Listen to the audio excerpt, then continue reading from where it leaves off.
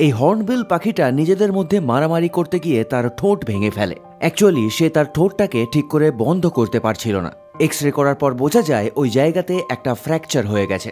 এই কারণে পাখিটার ঠোঁটের একটা এক্সটার্নাল সাপোর্টের দরকার ছিল এবং তাই তাকে হসপিটালাইজ করা হয়। পাখিটা যাতে বোর না হয়ে যায় তাই মাঝে মাঝেই ডক্টর তার সঙ্গে খেলা করার জন্যও আসতো এবং তার মাঝেই ডক্টর চেক করেও দেখতো পাখিটা ধীরে ধীরে সুস্থ হচ্ছে কিনা। সময়ের সাথে সাথে তার কন্ডিশন ইমপ্রুভ হতে শুরু করে এবং সপ্তাহ দুয়েক কাটার সাথে সাথে সে ধীরে ধীরে খেতেও পারছিল। তবে সম্পূর্ণভাবে রিকভার হয়ে যাওয়ার পর পাখিটাকে চিড়িয়াখানায় ছেড়ে দিয়ে আসা হয়। চিড়িয়াখানায় তার কেয়ারটেকার তার স্পেশাল যত্নও নেয় এবং যাতে সে আরো ভালোভাবে রিকভার হয়ে যেতে পারে তাই নিউট্রিশিয়াস খাবারও তাকে দেয়। এবার যেহেতু মারামারি করে পাখিটা ফল বুঝেছিল তাই এইবার সে অন্য পাখিদের সঙ্গে আর কোনো ঝগড়া ঝামেলাতে যাচ্ছিল না।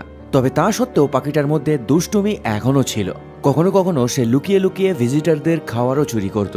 তবে আশ্চর্যরকম ভাবে ওই ডক্টর যখন চিড়িয়াখানায় একদিন গিয়েছিল পাখিটা খুব ভালোভাবেই তাকে চিনতে পারে।